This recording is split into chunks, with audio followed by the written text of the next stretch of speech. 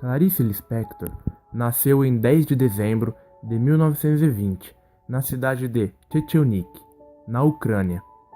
Pertencente a uma família de origem judaica, seus pais emigraram para o Brasil em março de 1922. Com apenas 19 anos, publica seu primeiro conto, Triunfo, e com isso inicia sua carreira de escritora e jornalista.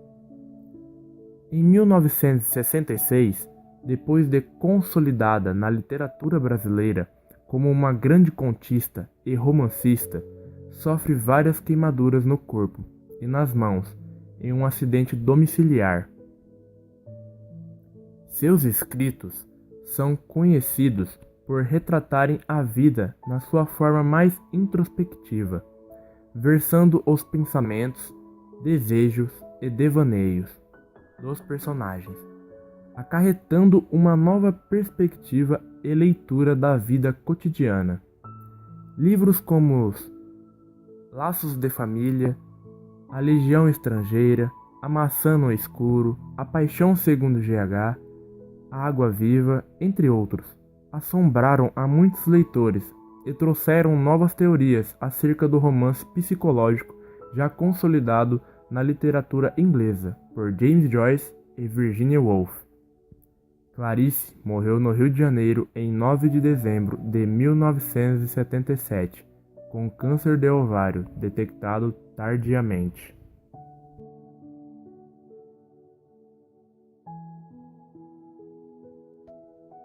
A primeira parte da nossa história começa com Joana ainda na sua infância. Ela morou com seu pai, a quem confiou suas brincadeiras e incertezas da vida. Era uma menina curiosa, sonhadora, fazia muitas perguntas e sempre procurava um meio de saber a resposta.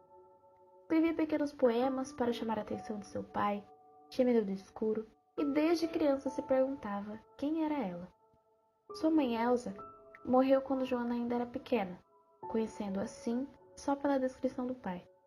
Era uma mulher cheia de poder, amarga, áspera, bruta, que tinha raiva das pessoas e por mais que Joana não soubesse, ela era mais parecida com a mãe do que imaginava. Quando seu pai vem a falecer, Joana passa a morar em uma fazenda com seus tios e instantaneamente odiou aquele lugar. Para ela, a casa da tia era como um refúgio, onde nem o vento e nem a luz entravam.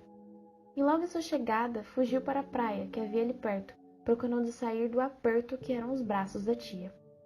Perto do mar, sentiu um sentimento forte dentro de si, uma felicidade, uma alegria séria.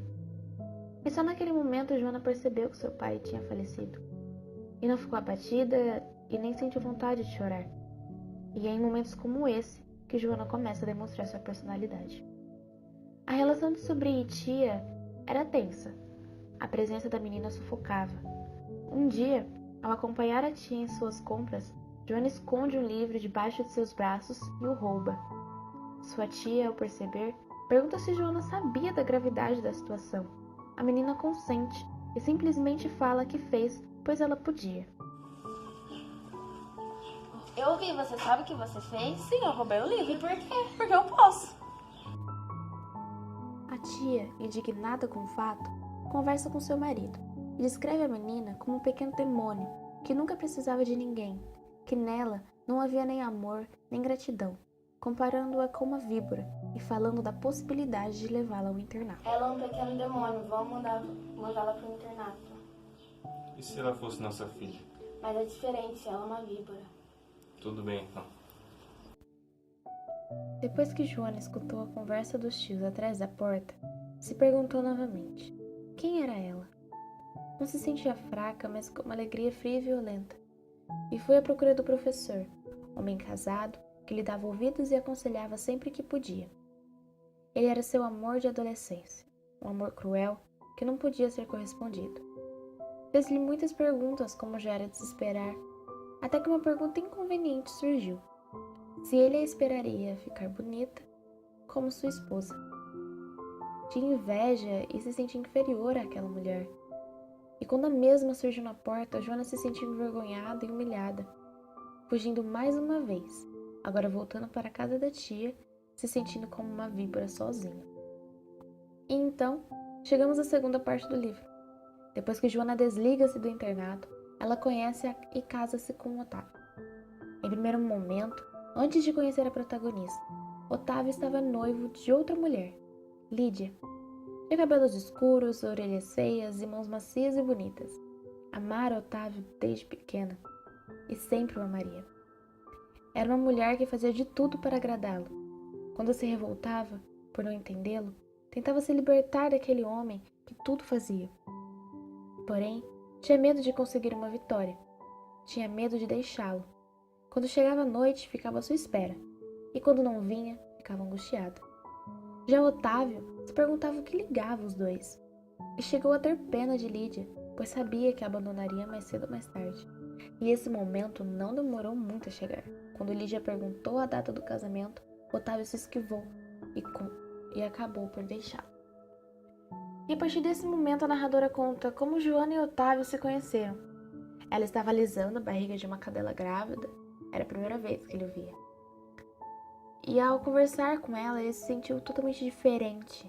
Ele agia, falava, confuso e apressado em obedecer-lhe. Em vez de obrigá-la a fazer o que ele queria, ele que era o comandado. Antes do casamento, Joana foi ver novamente o professor, para contar que agora ela poderia ser feliz. Porém, quando chegou lá, teve uma grande surpresa. O professor não era mais casado e estava velho e doente. Depois de algum tempo, Otávio começou a se sentir sozinho na vida de casado. Joana não gostava de afeições e guardava as coisas para si. Era amarga e bruta como sua mãe. Então passou a procurar Lídia, sua antiga noiva, que o encontrava todas as vezes que ele se sentia só, virando assim sua amante.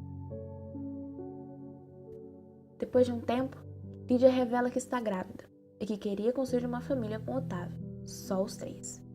E assim, resolveu reclamar os seus direitos, mandando uma carta para Joana e querendo marcar um encontro para o dia seguinte. Joana, ao receber a carta, agiu naturalmente, aceitando se encontrar, e quando se viu frente a frente com Lídia, só sobrou o silêncio. A frieza de sentimento como uma víbora, a protagonista apenas ouve Lídia a julgando em seu pensamento.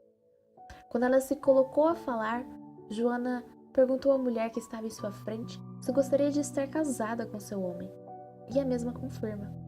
E por um momento, ela revela que para a mesma o casamento é como um fim, e que só se casou com Otávio porque ele quis casar. Ao desenrolar da conversa, Joana percebe que ela também poderia ter um filho, e com toda a maldade do mundo, fala que Otávio seria todo dela, mas primeiro os dois teriam um filho. Depois da conversa com Lídia e dessa separação, Joana conhece um homem desconhecido, que passou a segui-la durante um tempo.